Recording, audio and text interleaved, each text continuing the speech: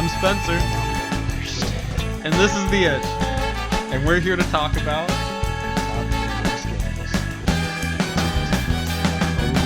a little negative. It's time to fling some shit. Can you hand me my phone, Eric? I know it's far, and I apologize. I know you have back problems. Okay, so we're gonna talk about the worst games, like you said, You had one job of 2014. And keep in mind, this has a lot to do with disappointment.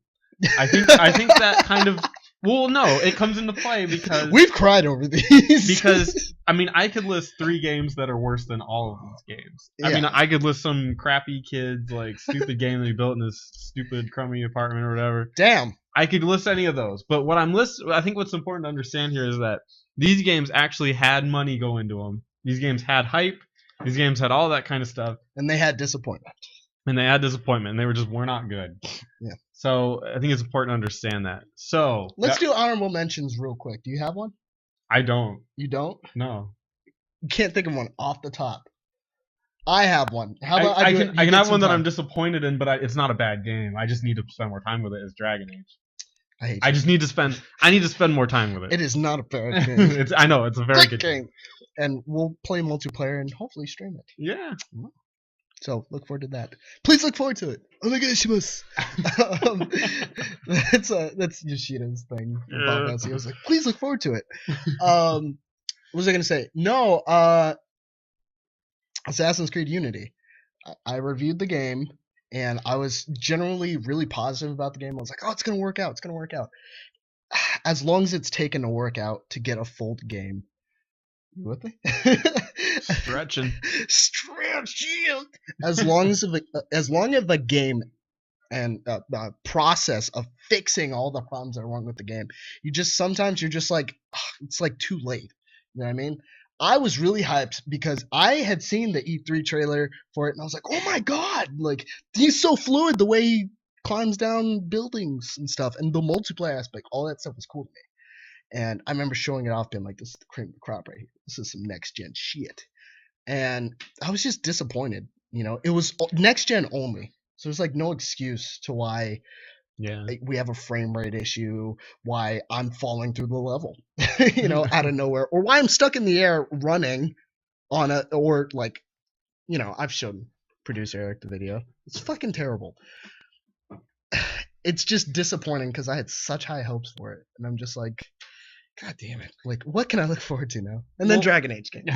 Well, so with my list, to be honest, I don't play a ton of games every year, and a good chunk of the games I do play are often from the years prior. Okay. So I couldn't list a lot of those that I was disappointed in. Mm-hmm. So understand that some of mine are a little bit reaching. That's fine. But anyway, are you ready? I'm ready. So would you like to begin?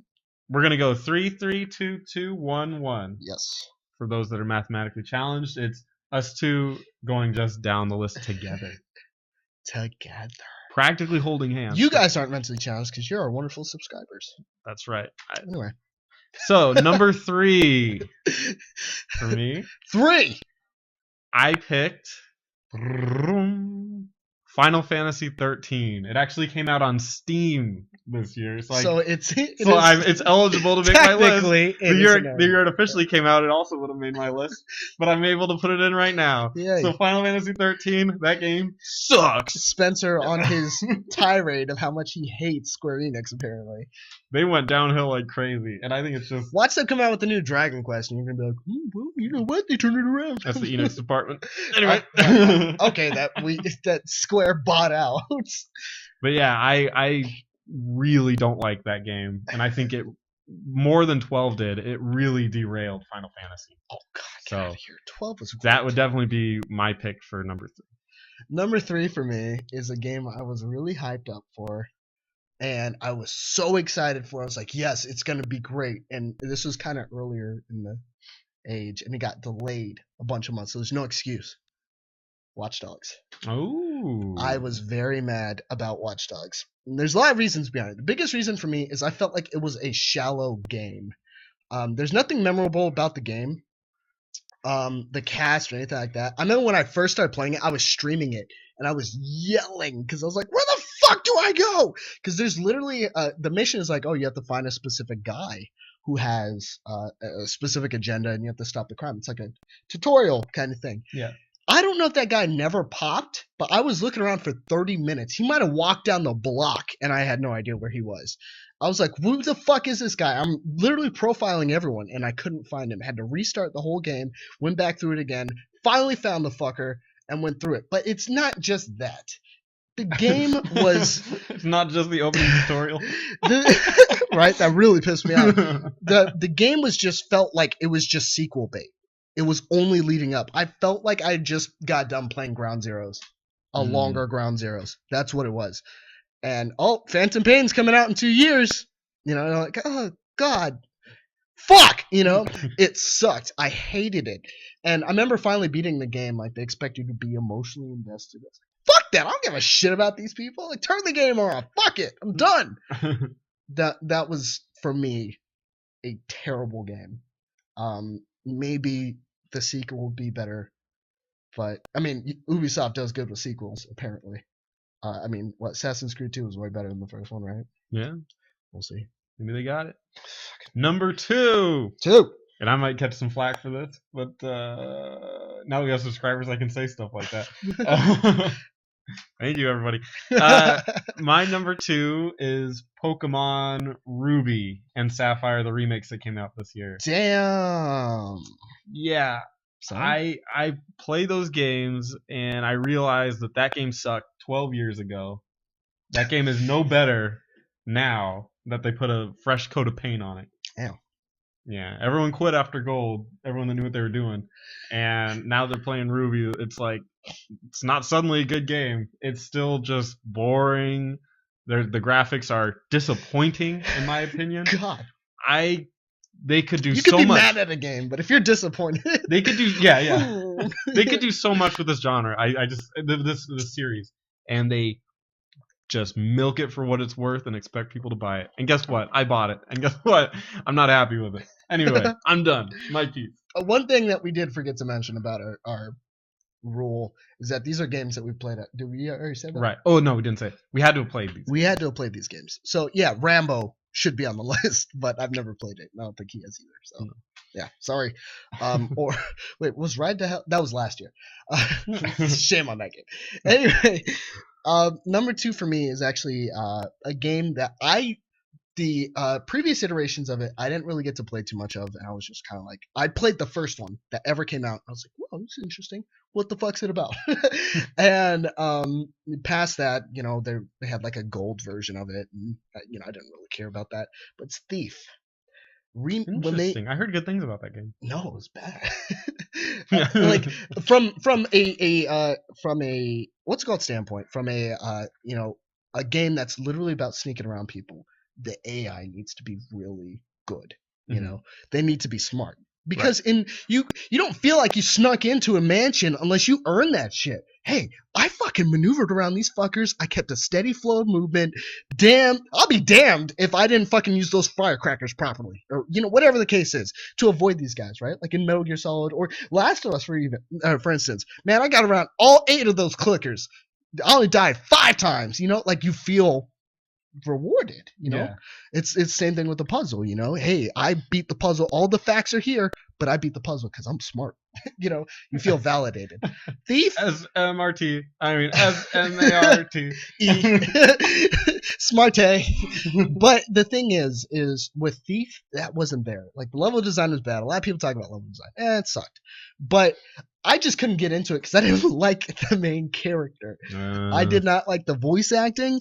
I didn't like the way the game was presented. I hated how easy it was to sneak around people. I just didn't feel like I earned it. And the place is so blocked off. Like, a couple of other people who reviewed it made the same mention that I did.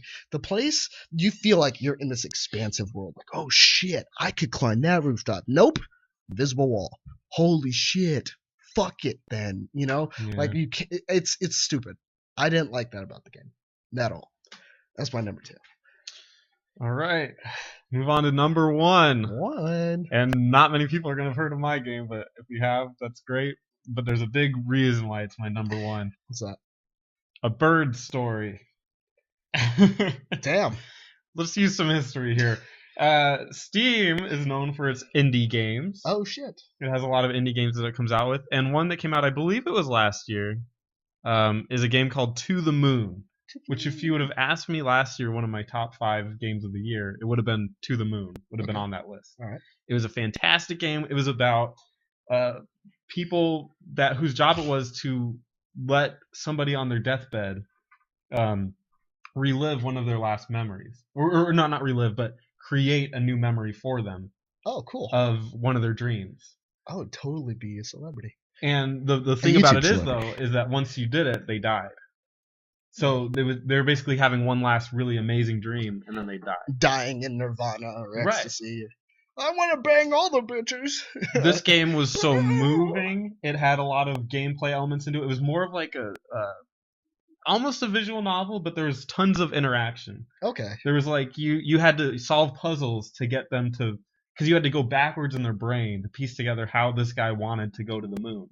That's pretty smart. And so you had to. So each level was a case study of a different guy.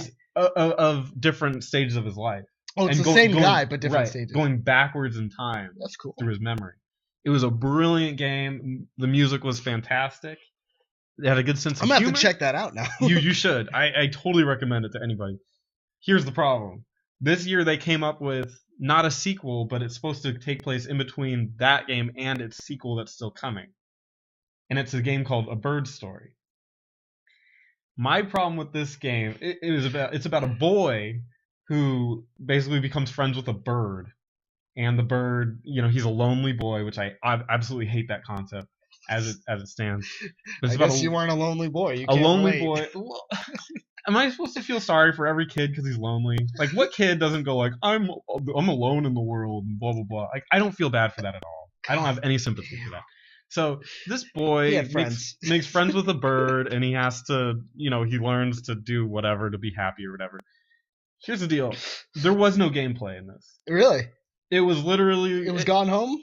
Essentially. It was, you walk in through one area, and it's like, find the bird. And it's like, well, you just walk over to where there's a bird, and then you go over there and you do it. Hi! It's literally, there's an A and a B in every scenario that you come across. There's no puzzle. There was no puzzles in this game, and it was only an hour long, and the music was it was good music, but it needed a place.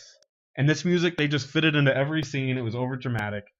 I was so disappointed, and I'm really afraid. The reason that I put it as my number one is, I mean, obviously not a lot of people knew about it, but this style I see becoming more popular lately.